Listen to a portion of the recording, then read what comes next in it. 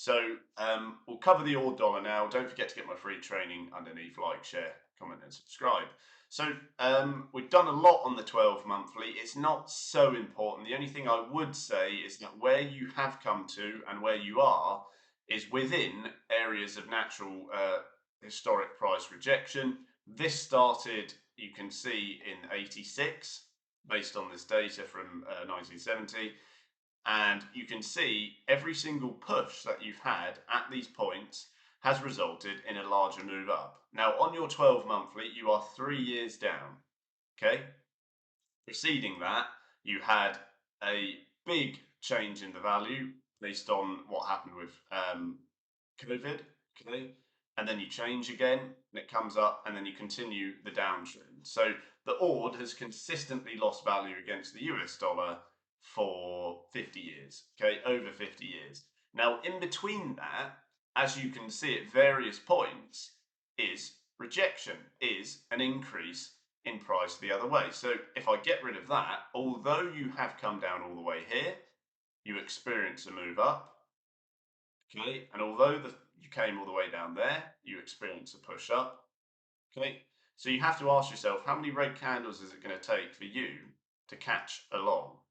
Okay, the retracement from this ultimate low was enormous, okay, up to here.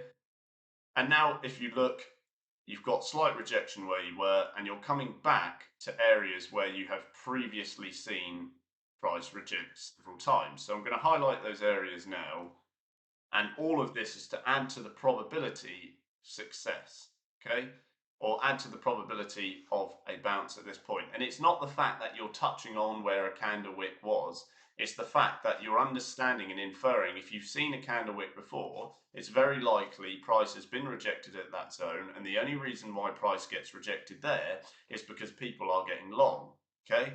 That's all that is happening. There's nothing more to it than that, okay?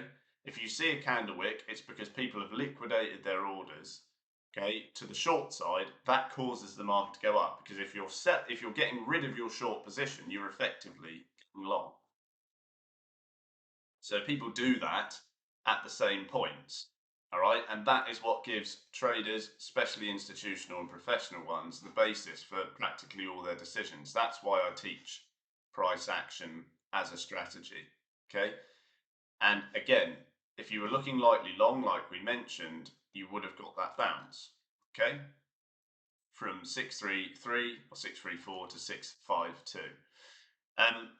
Now, there's an issue with it for me personally, or what I think. If you look from here and you look to where you are now, you do not have, after this, if you just label it, after this push up to this point from down here, okay, you're then just crumbling back down. And what's happening is your trend is looking very much like it has for a significant period of time since up here, right? And I think, like you had at this point, I think you'll end up looking quite similar. And it's actually really interesting because this move from there to there looks a lot like what we have now, okay? Or I would say even more so there. If you look at the two, you come down, then you come up, and then you crumble a bit, and then you just keep crumbling down. So I don't think we're completely done with this at all. I think you may keep getting lower, but regardless of the long-term market, we want to trade it as it is, okay? So what I mean by that is you saw all of this, loads of candle wicks to the upside showing you weakness. Every single push is pushed down and down and down and down, really subdued. It's much what you've seen previously. And now what's happening is you're coming to your earliest key moving average that we've labeled, which is your 20. You can see the market is opening very weak, and you can see it's somewhat within price action levels. I wouldn't be entirely shocked if you get this point here, okay? I am short already on it, okay? And I would prefer it to be short there. If you do pop up slightly, so you could take a light position, in my opinion, higher up, maybe into these areas of key resistance. You swapped your monthly, you can see them there. You might find anything higher towards a 20 MA on your monthly is ideal. So I'm short now, and in other words, I'll likely short in the future. Like I said, the long-term 12 monthly market is not massively important right now because most people trading this aren't long-term investors. But the reason why I think it will get lower is because you've touched on this level and it hasn't done an awful lot the last time.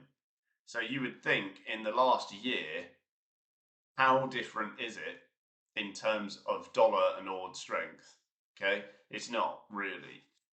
Your push after that again is just shoved down. So you can see there's continued weakness. So any shorts to the upside, I would only make them light because if you zoom out, if you zoom out and you draw a fib, you're very, very low down already. Okay, so your short side is getting reduced. And for that reason, if you're going to buy it, I would really, really just hold off until you get in line with something like that. Okay, down here, that's what I would probably prefer. It will have to fall. If it goes under this low, wouldn't shock me. Anything lower than this previous low, I think is ideal for future entries. That's what I like to the long side.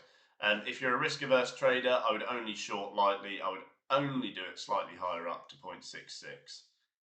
I'll flick on to the New Zealand dollar because I can do two at once in this instance. It's practically the same. You can see you're getting early rejection on your weekly. You're coming to your early 20 MA. You've already seen the price fall away from this point before in the very, very recent past. Okay, and you can now see you're coming into another layer of key resistance around here. So I would start to scale into the short side. If sentiment persists and shoves it higher, I will simply short further. Okay, but again, I think you're probably likely to get lower on this in the future. Okay, in the future, but for the meantime, I would rather just be short at price action levels in line with what works long term. I think you'll probably get a further move on your stochastic to the higher side. Yeah, I'm just reading the chat. So yeah, I will cover euro pairs in a sec. We'll do that. So yeah, I prefer the New Zealand dollar short, and it's short as the price rises. Like I said, you've had a change in sentiment, which has allowed people to go, oh, the dollar's gained strength for a reasonable amount of time. Perhaps it's time for it to lose value, which it is now. Okay, you see developments in the news, especially regarding NFP and interest rates, things like that.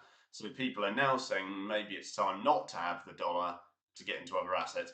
That is why it's moving up. Okay, so just be careful in your shorting because you're already way, way down off of 10 years for a start. And secondly, you've got a change in market sentiment. So any early shorts are going to have to be light. I would only really like it long lower. I don't find the current area viable if you hit it again just at the moment. And really my bias across your AUD dollar, New Zealand dollar is just a risk averse process. Okay, so don't go crazy. You can see that this price clearly is preferred for long entries. That's just how people are trading it naturally. So I would probably say if you get back there, this keeps crumbling down, you may find you get a lower low, okay, or a market maker stop to continue your long-term downtrend and get much higher value. I wouldn't consider buying it until you get a significant fall for that pair. So that's the euro dollar and the New Zealand dollar. Make sure you get my free training underneath. Do press the like.